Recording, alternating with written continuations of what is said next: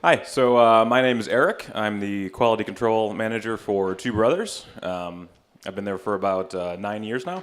So I'll just go over a little bit of our yeast handling system. What we do is we'll actually purchase a little homebrew vial from White Labs, and we have a 2-vessel propagator that we will then grow that yeast up into.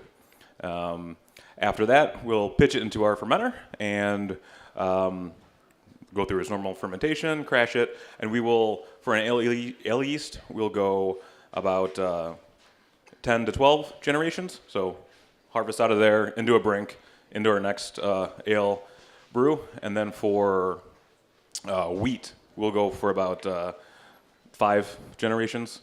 After that, we'll start to notice a lot of loss in character of the beer. So that's the real nitty-gritty of it. Our propagator is a 2-barrel Newlands propagator. So we'll collect boiled wort, let it cool down over the weekend, and then it will start dosing onto the next vessel, which is a cone. And once we start it up, we'll put the little White Labs vial in there. It'll start to dose maybe 10 milliliters. And then after another hour, it'll dose another 10, and then slowly ramp up to where all the wort is then on the other side. And while it's dosing, it's continually mixing and also aerating. So inside there's just a little aquarium pump, and it'll just bubble on that side, keeping it constantly aerated to keep really good glycogen stores in that new yeast that's coming up. And we'll be able to pitch 200 barrels at the end of 4 days with that.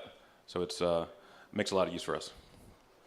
I guess the only other consideration on that piece of equipment is temperature. So when we're propagating, if we let it go just ambient, it'll get real hot, and it'll also mutate a lot quicker. We had a case where that happened with a wheat beer, and it super attenuated the batch, and we had to dump it and start over.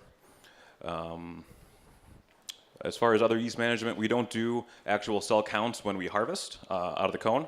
We'll just say, we used to use a half barrel that we converted into so we can put some valves on it and so we can harvest out of the cone. And we're like, all right, 15 gallons of yeast, put it in the fermenter. And we still do that a little bit, just with a larger vessel. So we do about 30 gallons of yeast. And it works well for us. We manage our yeast health in the fermenter with basically just gravity. We know it should be at a certain point, a certain number of days, and pH. If we start seeing not so good of a pH reduction in our beer, we know there's something wrong with our yeast. We're not going to use that one, or we'll repropagate.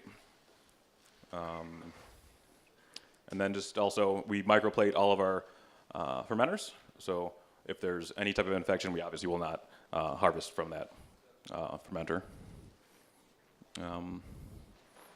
That's the lowdown of what we do. I don't know if...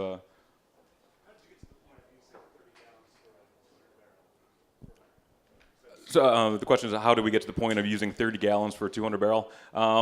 Basically because when we were doing 30 barrels of beer way back when, we did about, I think, 5 gallons of yeast. We just kind of extrapolated it. And also we noticed good fermentation. So we put that much in, everything finished fine, flavors were where we wanted it to be, and just kind of stuck with it.